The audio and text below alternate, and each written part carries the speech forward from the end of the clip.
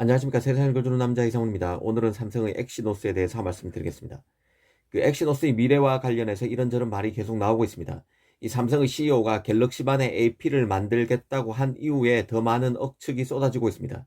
이 삼성의 갤럭시 전용 칩셋 개발 목표 시점을 2025년으로 잡고 있어서 2023년, 2024년에는 엑시노스가 아예 안 나올 것이라는 보도마저 있었습니다. 하지만 개인적으로 이 보도는 틀렸다고 봅니다. 왜냐하면 삼성은 애플, 구글과는 전혀 다른 기업입니다. 애플과 구글은 자신만의 운영 체제를 갖고 있습니다. 이 스마트폰의 경우 애플은 iOS 그리고 구글은 안드로이드 운영 체제를 갖고 있고 노트북과 PC에서는 애플이 맥OS를 구글이 크롬OS를 갖고 있습니다. 애플이 자신만의 A 시리즈를 갖고 있는 것과 삼성이 엑시노스 AP를 갖고 있는 것은 그 의미와 차원이 전혀 다른 것입니다.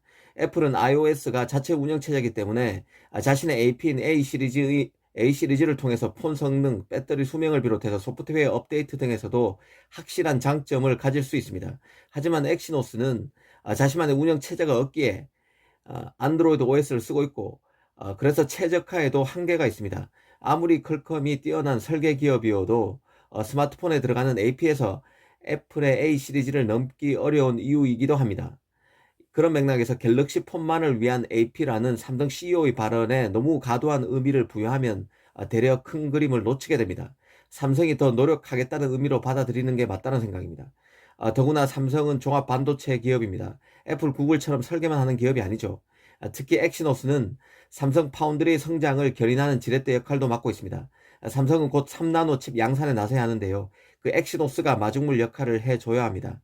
엑시노스가 삼성 파운드리의 최첨단 수율을 잡아나가는데 절대적으로 필요한 물량이라는 뜻입니다. 물론 과거에도 갤럭시 폰에 한 개의 AP만 탑재된 적이 있긴 있습니다.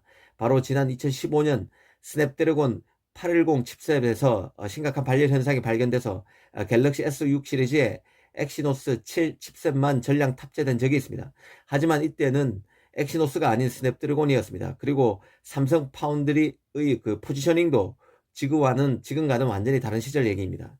엄밀히 말하면 지금의 엑시노스도 중국의 일부 물량만 빼면은 거의 전부라고 할 수 있는 물량이 갤럭시에 탑재된다는 점에서 갤럭시만의 폰이라는 점을 잊어서는 안 됩니다. 갤럭시만의 AP라는 점을 잊어서는 안 됩니다.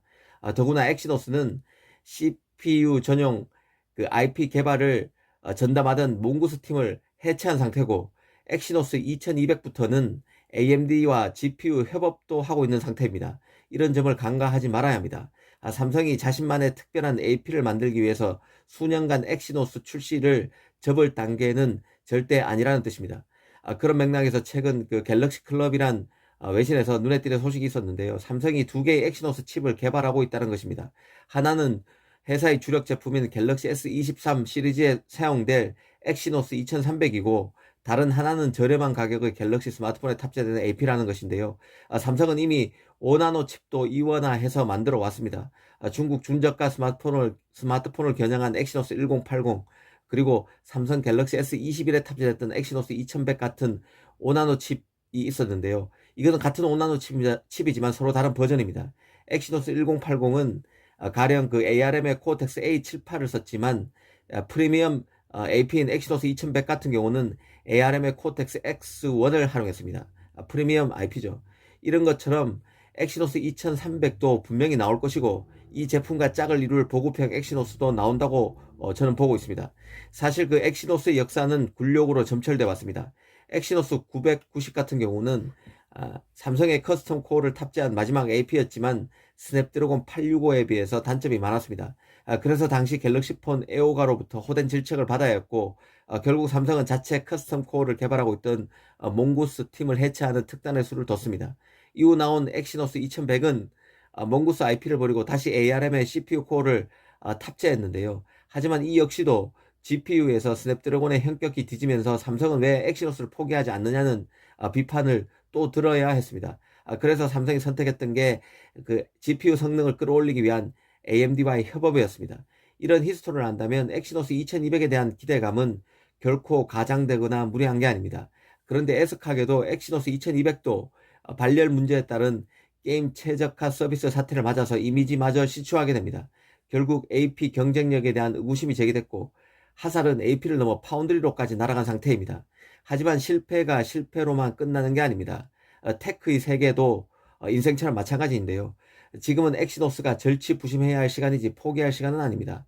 엑시노스의 변화도 앞서 말씀드렸던 비즈니스의 이런 저간의 환경을 두루 감안할 때 혁명처럼 오기보다는 꾸준한 개혁, 개선을 통해 올 가능성이 훨씬 크다는 생각입니다. 감사합니다.